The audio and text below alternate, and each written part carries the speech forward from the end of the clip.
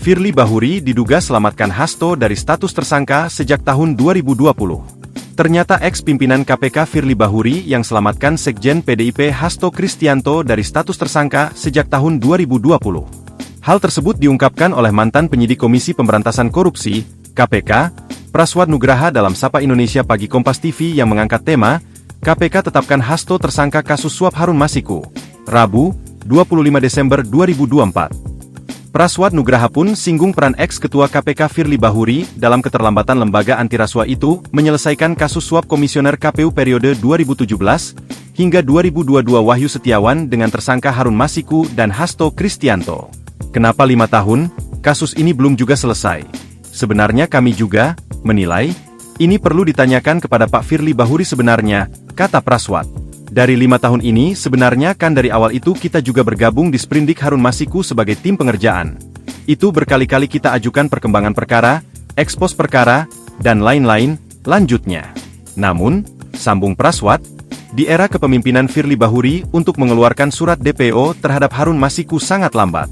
Praswad menghitung, KPK era Firly Bahuri perlu 1 tahun memutuskan Harun Masiku sebagai DPO.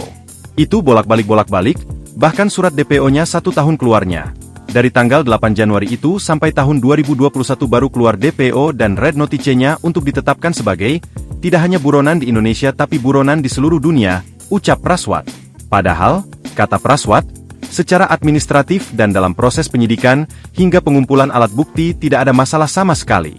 Tapi administrasi memakan waktu bertahun-tahun. Ini yang saya juga di internal pada saat itu bertanya-tanya. Tapi, kata Praswad menuturkan, lambatnya administrasi penanganan kasus suap Wahyu Setiawan yang melibatkan Harun Masiku dan Hasto Kristianto pada akhirnya menjadi pertanyaan penyidik kala itu. Sebab dalam kerja KPK, kata Praswad, biasanya pencekalan dikeluarkan langsung dalam hitungan hari setelah penetapan tersangka bukan hitungan tahun.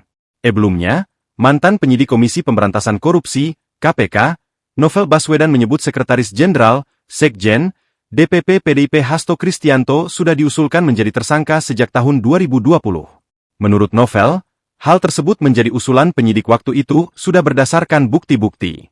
Seingat saya, sejak awal tahun 2020 waktu OTT sudah diusulkan oleh penyidik untuk Hasto berdasarkan bukti-bukti bisa menjadi tersangka dan saat itu pimpinan tidak mau, dan meminta Harun Masiku tertangkap dulu, ungkap Novel Baswedan, Selasa, 24 Desember 2024. Penanganan kasus tersebut berlarut penyelesaiannya karena pimpinan KPK sebelumnya tidak mau melakukan kewajiban. Memang kasus ini sebenarnya sudah lama, dan masa pimpinan KPK sebelumnya tidak melakukan kewajiban dengan apa adanya. Termasuk mengenai Harun Masiku yang masih tidak juga ditangkap, ujar Novel. Padahal, sambung Novel, semua kasus yang ditangani KPK mestinya segera diproses sehingga tidak menimbulkan seolah-olah ada kepentingan politik. Menurut saya semua kasus mesti diproses apa adanya. Karena ketika tidak diproses dengan apa adanya oleh pimpinan KPK sebelumnya, maka yang terjadi seperti sekarang, yaitu menjadi persepsi seolah ada kepentingan politik, kata Novel. Download Tribun X sekarang.